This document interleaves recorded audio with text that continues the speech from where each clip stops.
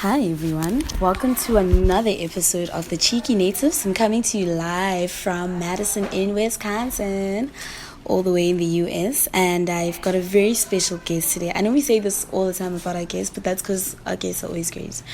And I have somebody who is quite esteemed and is quite respected, and it's quite an honor to have her all the way from Madison on our podcast today.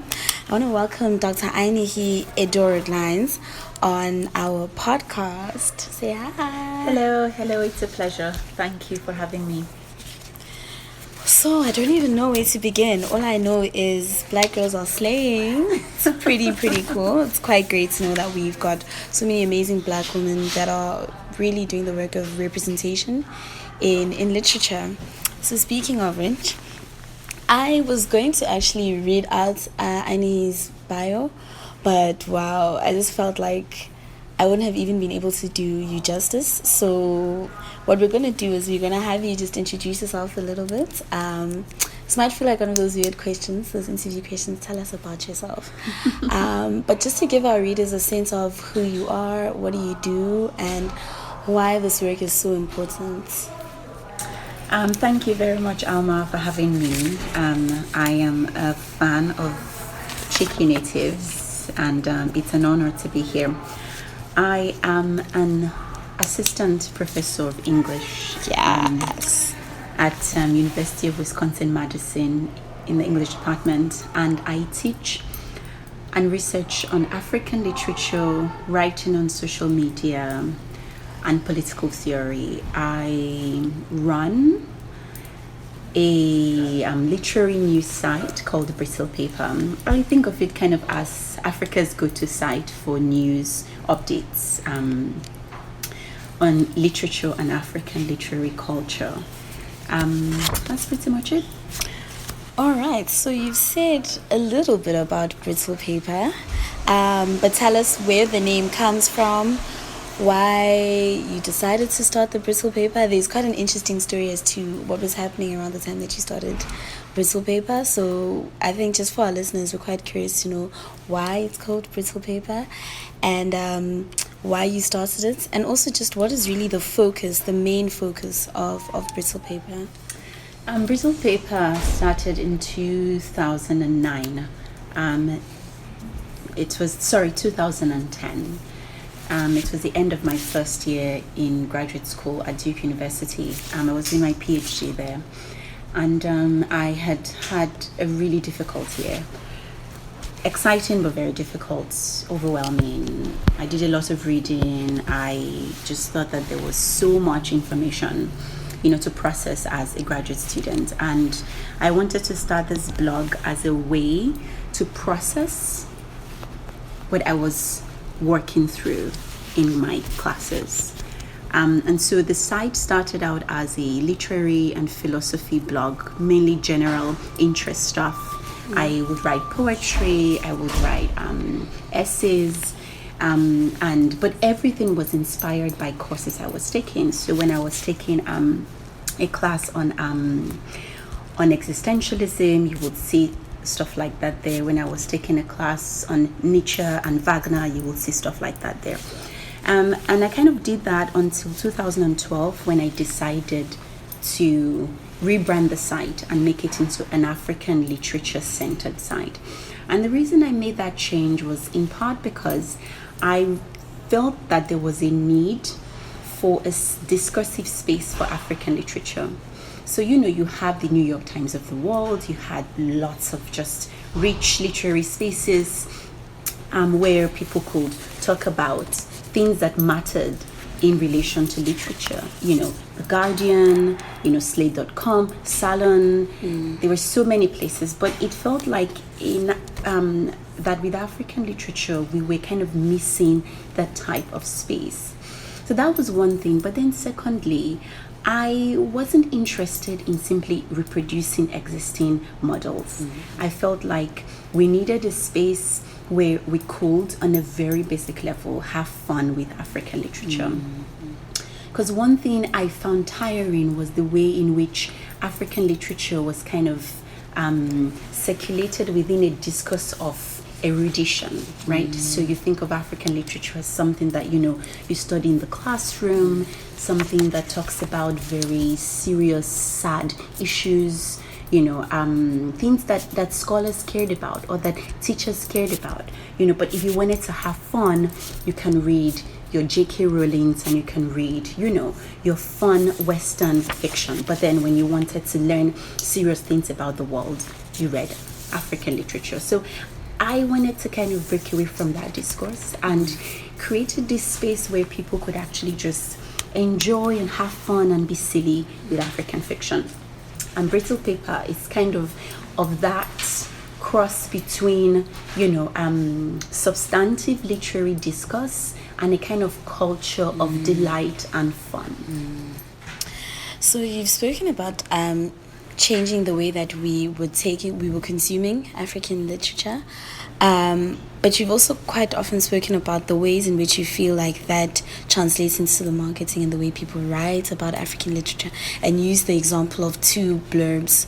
One is an African writer and one is not, and the vast difference in that. Can you just tell us a little bit more can we expand a little bit more about the idea of changing the way that people write and the way that people consume African literature? Right. The work of a critic, I think, is not simply to evaluate a book and tell us whether it's good or it's not good. The work of a critic many times is to kind of give us a point of entry into a text. So it's very important that critics are careful about the terms on which they are inviting readers to encounter a particular book. So if I'm talking about a book like Lola Shonayim's The Secret Lives of Baba Segi's Wife, right? And I say that this is a book that gives us a searing look at polygamy, right? It's completely different from which is, yes, polygamy is the context of the novel, but it's actually a hilarious, funny novel. Yes. About a girl, a woman who is memorable as a character because there's so much about her that you connect with, right? But so, as opposed to say you describe the book as this kind of, funny exploration of, modern Nigerian relationships, something like that, right? So where the ways that we talk about African novels is very theme message driven, right? It's about how does this text represent racism? How does it explore corruption? How does it highlight the child soldier syndrome, as opposed to what does the text do for the reader, in a sense of how can a reader encounter this text from a place of intimacy and delight, and I think that the fault is not partly with critics, is also partly with the publishing industry, is also partly with the writers themselves, and it's also partly tied to a long tradition of African novels being able to command attention in a global literary market unless it presents itself as being some kind of native informant telling you something grand about the African world. Speaking about this long history of the African novel the African writer having been treated and treating themselves in a certain way, you wrote, I don't think that controversial is quite the right word, but it's been a long day and my English is sort of running out, but there's an essay that you wrote, and in which you, for example, were speaking about people who refer to as the gods of African literature. And basically there will be no holy cows. But one of the propositions that you really question in that essay is Achebe's proposition of education as a teacher, right? This representation of this novelist as a teacher. And you then expand on why you find this so problematic.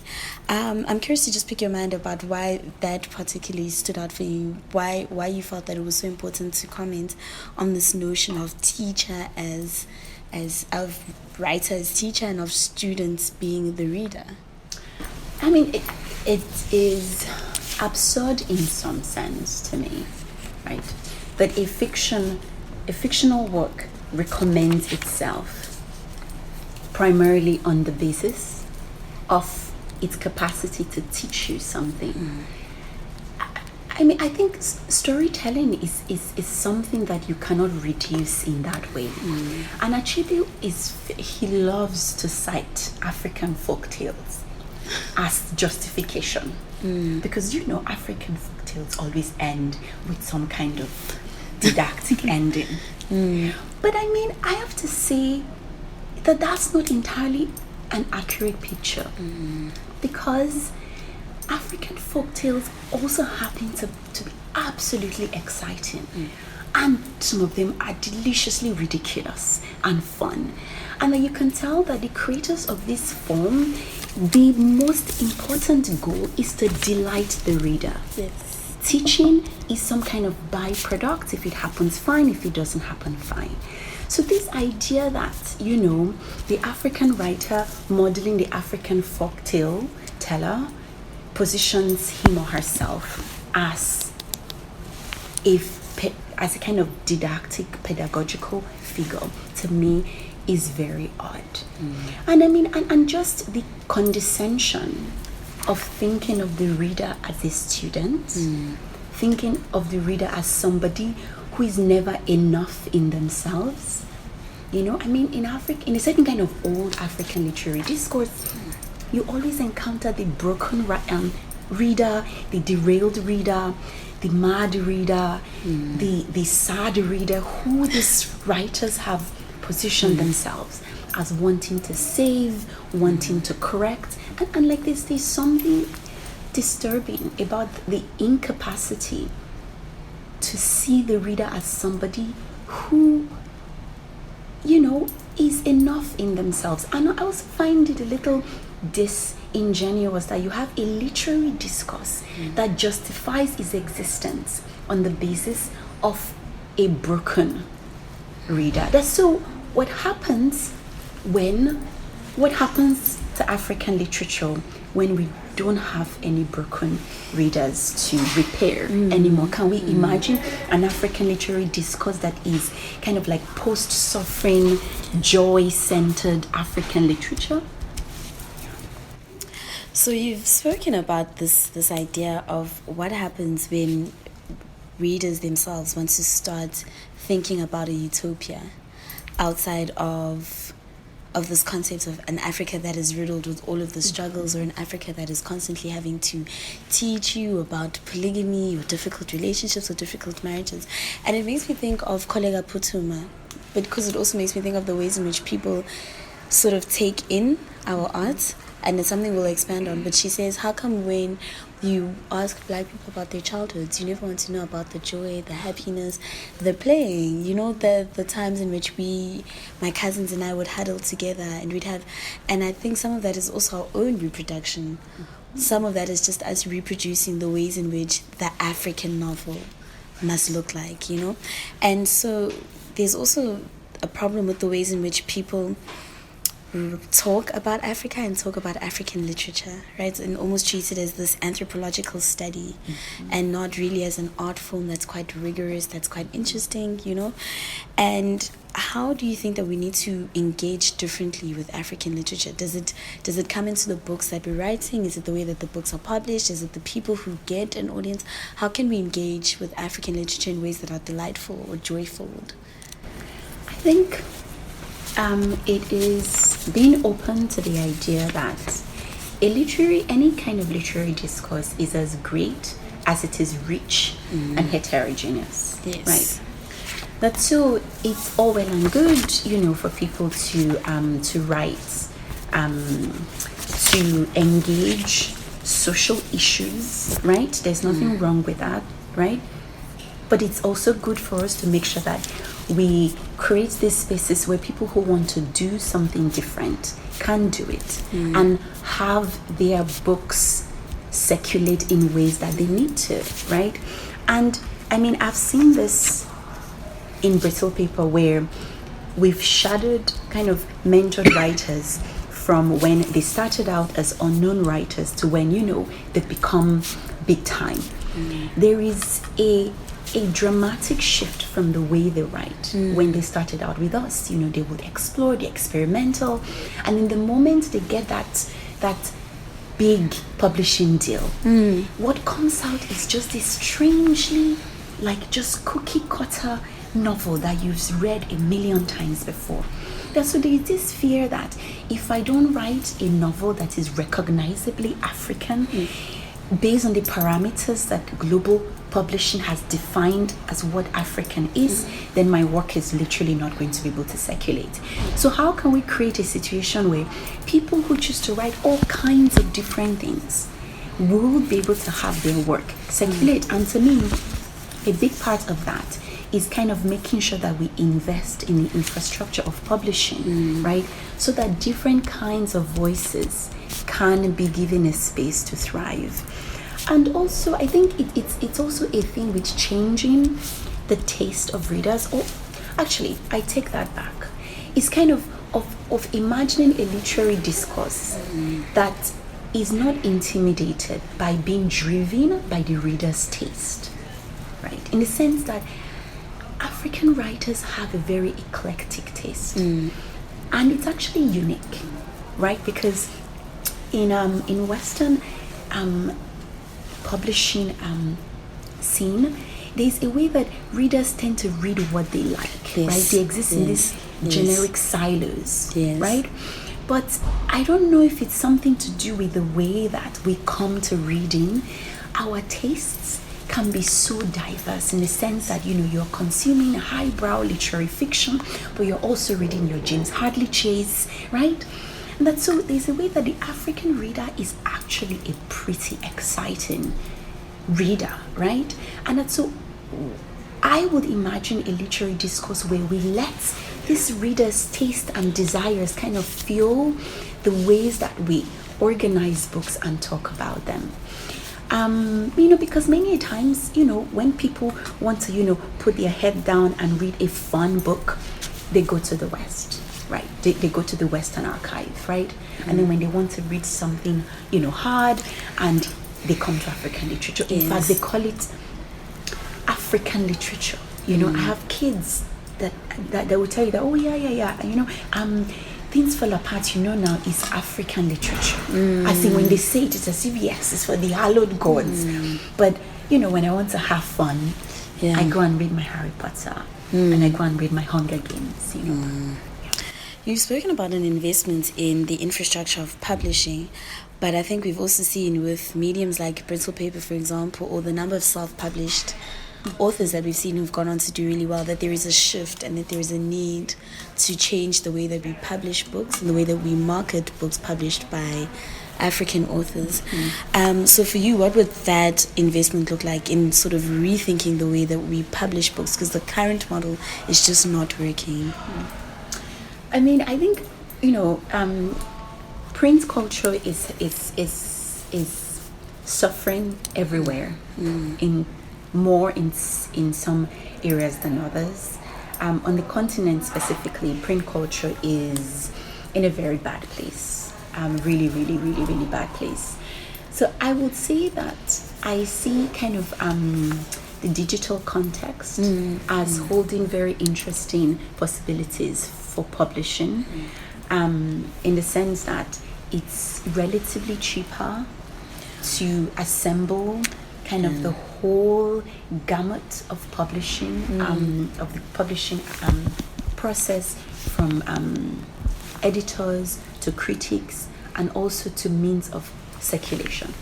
So I would say that since our print publishing is already kind of in a dismal position, and this is, I'm talking across the continent, because even South Africa, where it looks like, you know, a lot of publishing is happening, 99% of the publishing is not literary, and even an infinitesimal part of that literary publishing is being done by Black writers.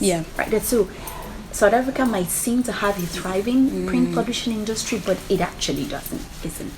So I would say I see the future as kind of an investment in digital publishing, and also just in creating a wide-ranging avenues Yes. of literary discourse. So it's not just publishing, right? But it's things like prizes with actual real Yes. material consequences. So it's not like the Nigerian Literary Prize where you win $100,000 and it's just a check.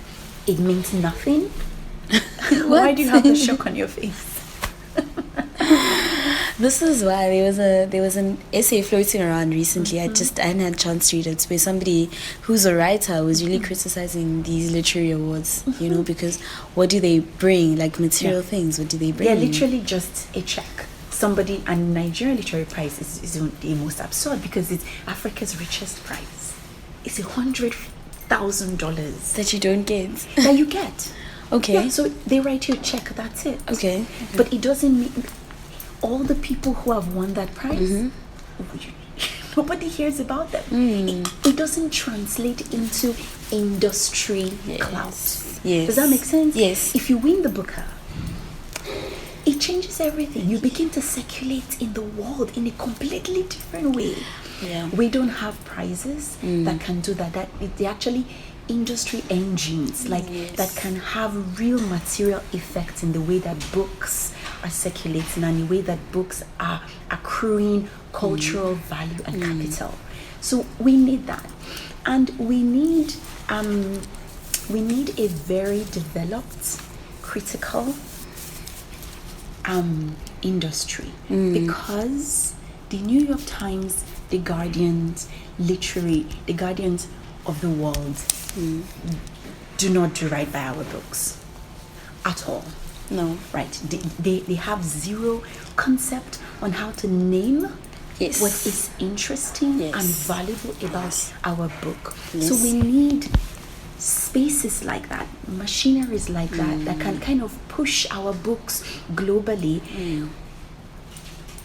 on our own terms. Right, on terms that make our literature visible and make the value of our literature visible. Speaking of visibility, we've had some.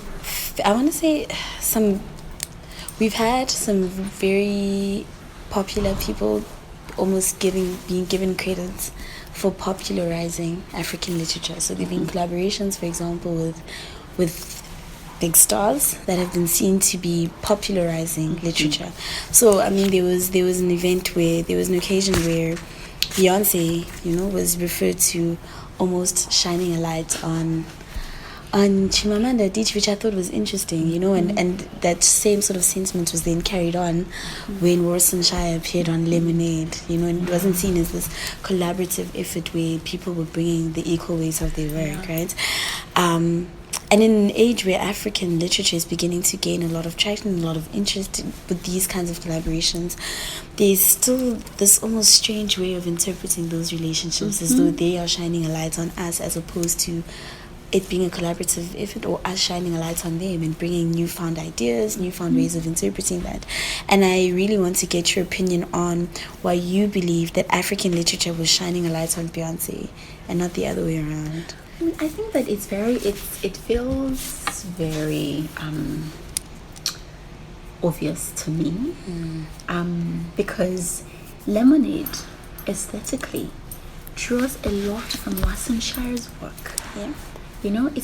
It's not as if you can tell that Beyonce is working within an aesthetics that Shire created, right? It's not just the poetry, the very tenure of the poetry, right? The ways that it dissects a certain type of broken intimacy, right? That shows itself at the level of the body, at the level of history. Like, this is all stuff that Shire has been working with and thinking through with her poetry, in the sense that she made that project, but somehow it's like,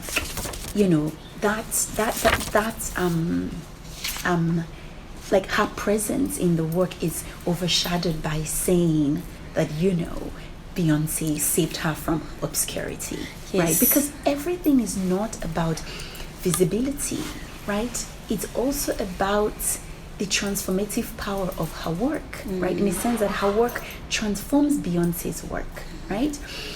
Even though she might not have had the visibility that she had before. But I think that another way that you see this kind of power differential between the West and places like Africa when it comes to cultural objects is also in this kind of intentional attempts to erase, right? Yes. African influences in cultural forms. The most absurd example to me is Marlon James's Black Leopard Red Wolf. I mean, I don't know how much else James can tell the world that project is African. That it is based on his extensive research on medieval African worlds. That he had studied his Tutuola, Amos Tutuola, a lot. And that many of the creatures he created was a homage to Tutuola. The New York Times review of that book does not mention one African influence of that book. And I mean, this guy mentions everything from Hieronymus Bosch, Marquez, Avengers, okay? I mean, like George Martin. Literally, you would think that this book had nothing to do with African literature. That the rich aesthetic formal legacy that this book is built on all of a sudden is erased and disappears completely in the circulation of this text within the West, right? And that's, I mean, and that's why though we need to be able to create our own global engines for circulating ideas about our literature. Speaking of this, developing our own global engine, you've spoken about this development of a critical industry, and I think that's something that we're still struggling with because we find it difficult to write critically about each other in ways that are still loving and that are still tender and that are not destructive. And that's something that I've found Brittle Paper to be able to do very well. And so my question is, how do you believe that we go about this creation or this development of a critical industry that seeks to build and not to destroy? Yeah. I mean, the goal is to create a critical industry that is affirmative, right, and productive, in the sense that critiquing a text or writing about a text is about assembling information around that text or making the value of that text legible within the African literary archive. It has nothing to do with whether you like this novel or you don't like the novel. That to me, as my job as a critic is not to say whether I like a book or I don't, or whether a book is bad or it's not. I consider my work as a critic done if I'm able to create significant, important information around a book, right? And this is tied to me to the way I look at a canon, right? A canon is not just a list of books. A canon is a very special type of list. It's a list where each text in the list can communicate what is great about it in relation to another text on the list, right? So for example, when I talk about Marlon James's Black Leopard Red Wolf, right, it's not a matter of whether the book was hard to read, it was annoying, I didn't like it. It's about how can I show you this text in relation to other texts within the literary canon? How can I ask interesting questions about the text? How can I produce a set of interesting information around the text? And so a critical industry that is focused on building is one that is focused on expanding and enriching an archive, right? As opposed to simply, I don't know, just tearing a text down or saying whether, really, honestly, nobody cares. But what I think is important for posterity is this kind of knowledge that we are assembling around our literary text, that's what's going to be important, right, for the future. So you talk about this assembling of knowledge around literary texts and the creation of a canon. It's a question that we often come up with, Letlochanoda, just about the kind of work that you curate and want to, for example, have on the podcast, because you want to believe that you're creating this canon. And so my question is, for you, what are some of the deliberate ways that you go about in your own quest to create this kind of canon and to drive this kind of knowledge base that exists around the work of African writers? One way, I think, is this really simple and basic act of curation, right? So to think of yourself, which is what you also do at Chicken Native, is to kind of to highlight a set of texts through the year, right? That you think that people should pay attention to. For us at Brittle Paper, we also do things like things as simple as creating lists, right? Yes. So, for example, instead of saying that Mariama Ba's So Long a Letter is a novel about I don't know, is a novel that explores female oppression, right? How about you assemble the text? You kind of create a list of text about, five novels by African women that explore powerful female friendships, which is actually what So Long a Letter is about. Is this really amazing relationship she has with this woman, that literally every woman in the world has a friend like that, who you guys have been through everything together, but somehow your choices in lives have been different. That. So how about begin to reorganize the archives in ways that makes it more legible to people, so that you can say 5 novels about heartbreaks, right? 5 novels that talk about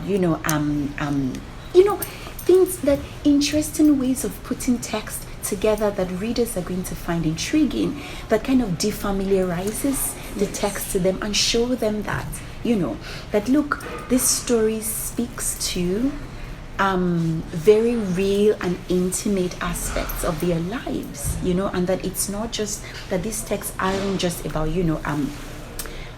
checking the list on what do you call it, on hot button issues.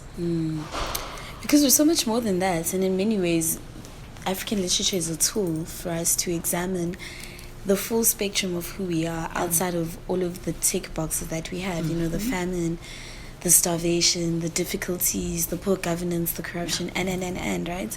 I think we've got that. We've got it down to a T.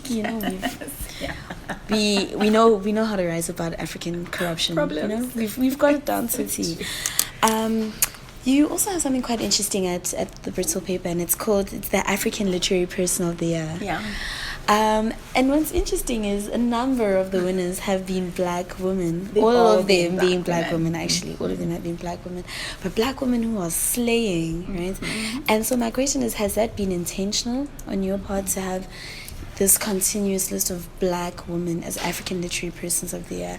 And what's informed that? Because it's quite interesting, because we often, when we think of African literature, people will want to talk about your Wole Soyinkas, your Chinuas, when people think of the gods of African literature, the gods happen to be men. They happen to be the fathers, So I found that to be very interesting, that trend of African literary people being Black women. Well, that's something that we never planned at all. We give people, we award that category based on what people are doing in the industry. It's kind of an industry focused award that looks at how people are building infrastructures that have been key to building the industry. And it just so happens that right now, as we speak, African women are the ones really holding down the fort in different aspects of the industry. So that's one thing. But another thing that is curious is also that even in the literary side of things, is also being dominated by African women. Yes. I mean, Salman Rushdie's review of Namwali Serpal's Old Drift, which was published in March, came out and he said that African women are coming, that African women are dominating the literary field. In 2014 or so, showing how we actually have the video on Brittle paper, had a Guardian video where he says that the women are kicking the asses of the men. So this is something that has actually been talked about. But it's just that now it's becoming the case that all the novelists making waves globally are women. Yes. And that all the kind of the people committed to doing industry things are women. In fact, Thando is an exception. Yes. He's an amazing exception to see, because it almost feels as if, you know, when you look, women are the ones doing the heavy lifting, right, industry wise. But you know, the reason why I embrace the trend is because historically African literature has been a boys' club. Yes. And I mean, we've heard horror stories of what women like Buchi Mecheta have experienced in an industry that was exclusively, cultishly held down by men, right? In fact, there is this, and I can send it to you, this professor, what's her name, Neamaka, did this beautiful piece where she does a survey of reviews by African male critic of women's novel. The condescending, like characters will be critiqued because they are too gossipy and they are talkative, right? Characters will be critiqued because they are too wild and sexually free, right? So this is like the 60s, the 70s, the 80s. And so it's refreshing to see in a kind of discursive field where, you know, it's not just that men have been dominating, but that women have not been treated, you know, exceptionally nicely. It's good to see that, you know, women for some reason are the ones thriving now, are the ones, you know, writing all the amazing books, and are the ones kind of holding power within the industry. I don't exactly know why, you know. Black girl magic. Yeah, but I think, you know, I celebrate it. It's beautiful. You know, and I love it. So you're speaking about Buchi Emeta, whose birthday it was this past week. And I think her daughter wrote something so beautiful on Twitter. This is the power of social media that's just made the world so much smaller. Just about how Buchi was left alone in the UK, and the process of what it means to be a woman writing under those kinds of conditions was quite interesting. There's a number of black women whose work you've read and whose work has resonated with you and maybe directed you in a certain path.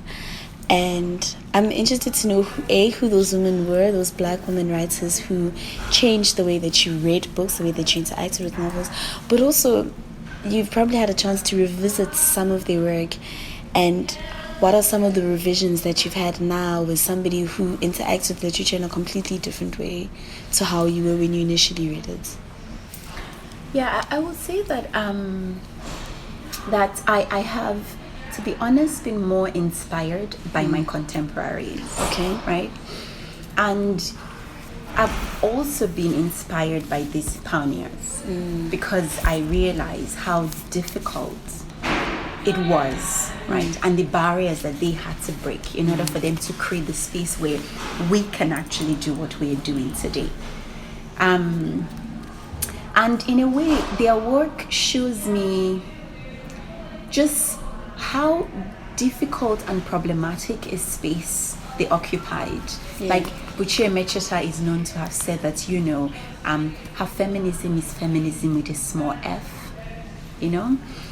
And that there's a sense in which, you know, women's writings were focused on the kind of small domestic lives of women characters. So the Achibes of the world would write their grand historic epics, and then women could write about barrenness and infertility and, you know, wife beating and things like that, right? You know, that's so, you know, that while I kind of see the ways that they were able to kind to forge a path, even if it was sort of modest, but the work that they did is absolutely essential to the work that that women writers today are now doing.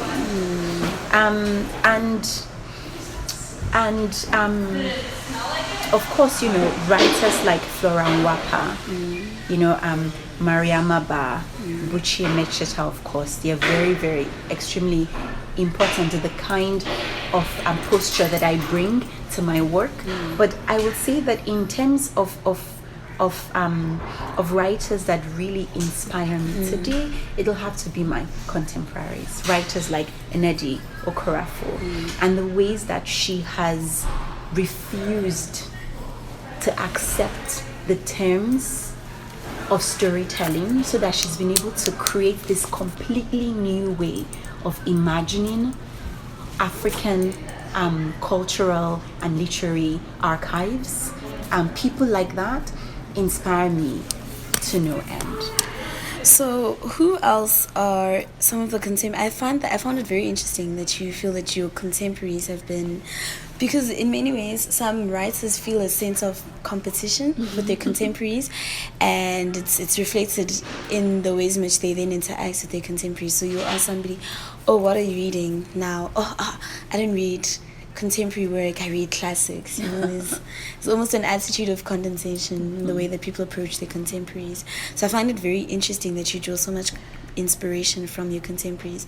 And outside of issues of style and theme, what else particularly is so inspiring about the ways in which your contemporaries are going about navigating the literary space, but also the kind of work that they're producing that stands out so strongly for you?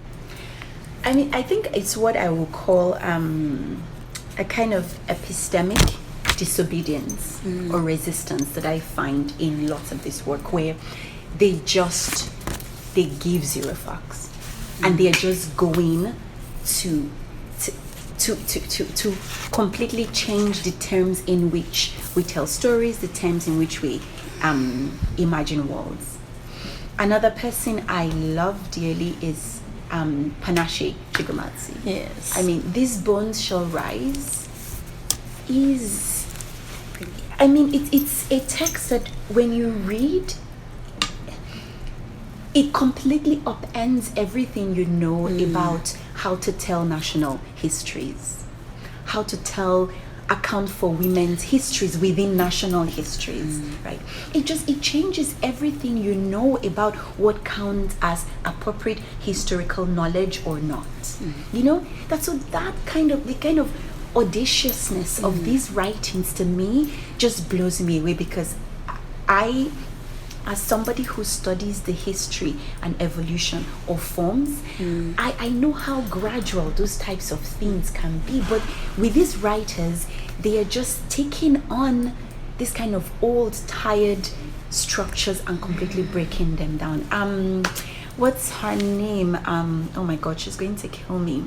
Novuyo Chuma, you know, House of Stone, is another very audacious take on a history of violence that she manages almost to kind of tell in this just hilarious, funny, amazing character. You know, so I don't know. I am intrigued by their inventiveness. Let me call it that. By their inventiveness, by their just aggressively seeking out new ways to tell our stories. I think that is, that's remarkable. Speaking of new ways to tell our stories, there's a practice that you've criticized, and it speaks to the ways in which people tell our stories. And you've spoken about this tethering of creative practice to dysfunction as something that almost inhibits us being able to tell our stories in new ways. What do you mean by that?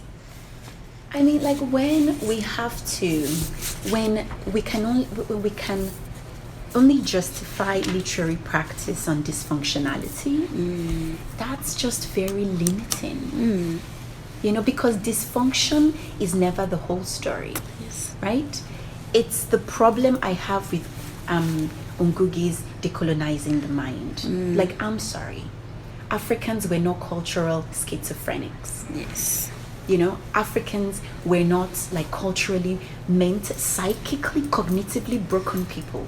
Just because, you know, colonialism was a horrible thing and it did lots of things. But to then create this continent full of people, Yes. you know, that to me is not the whole story, because every day there were Africans who were doing interesting things, who were, you know, creating things, who were kind of, you know, actively finding new ways to live their lives and represent their world. That's so when we use dysfunction as a starting point, it prevents us from acknowledging the creativities, you know, that was taking place even within the context of that dysfunction. That's so we have to find another starting point that allows us to acknowledge the dysfunctions that are there, but that also allows us to name the joys and the creativity and the inventions that were also there. Speaking of the joys and the creativities, it's almost the end. Well, we were two-thirds in of 2019, and it's been quite an exciting literary year, you know. So what have been some of the books that you've really enjoyed in 2019, and what are some of the books that you're looking forward to as the year progresses?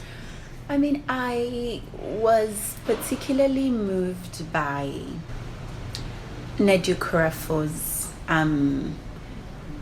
Broken Places, Outer Spaces. I could never tell the right order, her memoir, you know, because I think for somebody who has always kind of presented this really powerful persona, and she is a very powerful woman, you know, to kind of now go back and tell this story of just immense vulnerability, you know, I found it surprising and inspiring.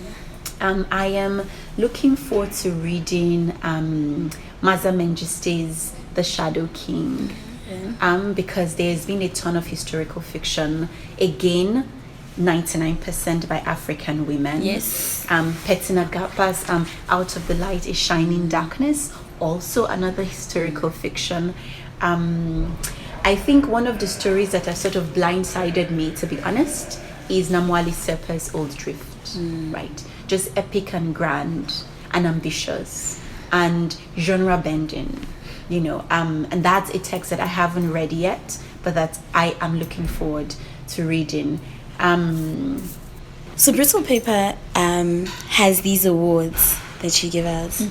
What is the aim of these awards? We've just spoken about, we had an interesting conversation about what literary awards do and what we hope. What do you hope that the Brittle Paper Awards will do?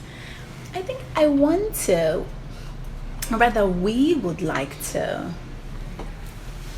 make people realize the immense treasure we have in digital publishing. And this is a blind spot that you find globally. It's not just an African thing, is that when we institutional things like prizes are still wired to books, right, which is odd to me, and especially in a place like Africa where the print publishing industry is dismal. Most of the new interesting writing happening is actually being published digital first, right? And so why aren't we celebrating writing that has never had a life in print and that has simply been published online, right? So that for us is the goal, that we can find a way where we can reward these writers who are kind of, you know, finding new interesting ways to leverage the digital space for literary work.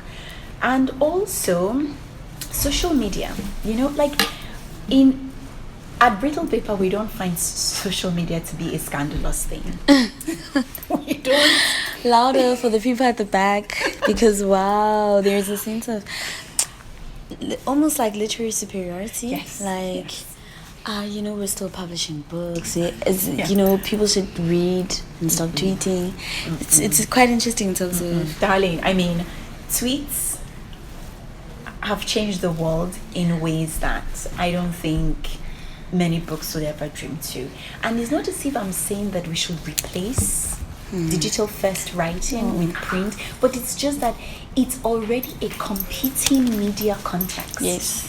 The reason why we are not focusing on it is because we are in some kind of weird denial. Shailja Patel's post-colonial tweets in response to Chimamanda Adichie's statement about post-colonial theory being something that professors invented to get jobs, right? And she wrote this set of, I think, 14 tweets that kind of gives a Marxist feminist account of post-colonial theory. Was republished on Brittle Paper, and within 4 days had 60,000 views. I remember those tweets, right? I mean that in the way that in 14 tweets she tells you what exactly is essential about post-colonial theory as a framework, right? And that's so. But to me, I feel like, but there is no space to reward her for what those tweets did, because it's not an essay on the Atlantic, on the New Yorker, right? So it hasn't been retweeted, or it hasn't been on Oprah's book club list, Yeah. So what we did, I mean, she sent in those tweets as part of her nominating herself, and she ended up winning that category. And to me, that is powerful, awesome. I love that, and I think that we need kind of more experimental institutional spaces that allows us to figure out what kinds of value we are going to ascribe to this tremendously powerful work that is being created in spaces outside of print. In lives of spaces outside of print, Brittle Paper's published quite a few anthologies since 2016. There was We Are Flowers, quite a few of them and they have very different themes as well. So how do you go about the process of selecting the work that gets published, but also choosing the themes? They're very different, but they're also very context and very in keeping with what's happening at the time. Yes. We Are Flowers is one such example. Yes. So we work with editors, and our deputy editor, Otosirieze, is the one who typically leads these collaborations, and he works with the editor to make sure that the selected works are very good, not only in terms of quality, but that they are great and provocative, and that they can move people to ask the kinds of questions that they need to. So some of the anthologies we've kind of pushed originally by ourselves, but what has happened in the last few years is that people are approaching us and saying, look, I have an idea for an anthology. Will you guys kind of work with us and collaborate with us and give us a space where we can kind of publish it? And we've been doing more of that, and it's really exciting because it allows us to circulate text that typically will not necessarily find its way within kind of the traditional publishing circuits. I mean, it's a reason why Brittle Paper has come to be seen as a kind of bastion for queer writing, right? Because we started publishing queer writing long before anybody started. The Nigerian poet Oriogun, who is now at Harvard, published with us first, right? And that has kind of been one aspect of our work that we love, that we cherish, and that we find endlessly rewarding. That Brittle Paper is an open and safe space for queer writers to explore any kind of question regarding queer culture. So we've spoken a lot about Brittle paper, which is amazing, and what's next we will discuss. But what's next for you? You finished your PhD. You're in the process of turning that work into a novel. Into a book. Sorry. And I'm really curious about what it's like to be on the other side. So, as somebody who consumes a lot of literature, you teach literature, you study it critically, you're now in the process of turning this work into a book. And really, what is it like to now straddle the other side of that? I think it's exciting, it's exciting. Just crafting the book has been an exciting journey, and I say crafting because that's what it is. I've been in the industry long enough to know the kind of book I want to write. Yes. I am an academic, but I'm also a literary blogger. So there's a way that my sensibilities and the way I ask questions is very much inspired by these two different worlds, so that I know the specific kind of book I want to write, and a book that is making interventions in a very specific way. I mean, I could write a kind of good old, typical scholarly text on African literature that simply just, finds a paradigm, it may be, I don't know, post-colonial or feminist, and just kind of slap it on a particular, not very research period in African literature. That's not what I want to do. For me, the unique perspective I have and position I have within the kind of popular literary sphere has kind of made me realize even much more the ways that things need to change on an epistemic level, in the sense that, the way we talk about storytelling and the way we talk about texts, from the level of what it means to be a character. Yes. Right? See that how we define a character or how we define what a setting does is still very much Eurocentric. And it's not as if those paradigms are not are bad. It's just that they're not cut like one size fit all. Right? The two, we have to begin to kind of reshape these categories in ways that makes our texts and our archives more legible. So so that's why I'm kind of taking my time to put together this book that I hope will speak to these different concerns and these seemingly different worlds of like popular literary discourse and academic literary discourse that I inhabit. And can you give us a sneak peek of what your book is about, just to tantalize our listeners? Just a sneak peek. 1 or 2 lines. My book is a kind of experimental genealogy of the African novel. Okay. It's based on the assumption that we should pretend for a second that the novel was not invented in Europe. Okay. And so instead of tracing the genealogy of the African novel as this thing that was invented by Europe and then came to Africa and then just kind of picked up local color, right? What if we trace the African novel from within the African literary archive itself? So what if we started from, 16th century Ethiopian hagiographic text? Yes. What if we started from Ifa divinatory corpus? What if we started from kind of old epics like the Ozidi saga, Sundiata, or 17th century Swahili poetry? What if we started from there? And then excavated this literary archive and isolated forms that we can then bring into the contemporary moment and begin to use to explain why African novels are different. Yes. Why they are weird in this cool way in which they are weird.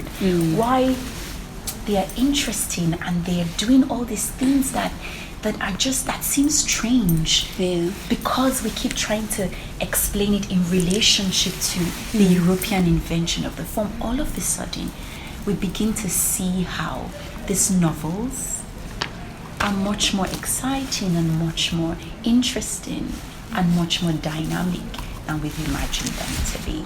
The title of my book is Forest Imaginaries: How African Novels Think.